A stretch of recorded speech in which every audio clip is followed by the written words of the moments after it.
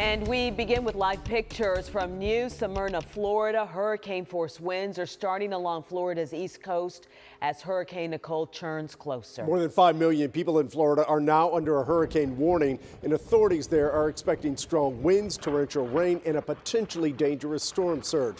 This is new video from earlier this evening as strong waves damaged a seawall in Daytona Beach. There are a number of homes nearby, and Chief Meteorologist Pete Delkus has been tracking this storm. When and where will it hit? Well, Chris, we're just a couple of hours away from landfall. You can already see it's left for the most part the Bahamas, at least the center of circulation. It's right now between West Palm and Fort Pierce. Here's the current location with Hurricane Nicole. Winds of 75, so it's a minimal hurricane, but it still has winds of 75 miles per hour, and it's still a hurricane. It's 50 miles off the coast of Florida. So it's 50 miles from West Palm at this point, and landfall about 2 o'clock in the morning. The forward speed's about 13 miles per hour. So if you do the math, that makes landfall right here, right around Fort Pierce, which is north of West Palm.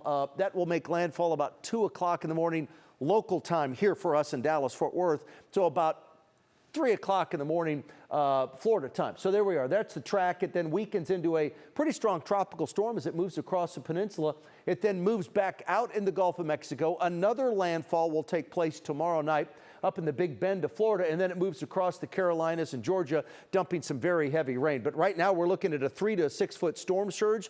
I mean, they're already having problems. Here's Daytona. New Smyrna is just to the south.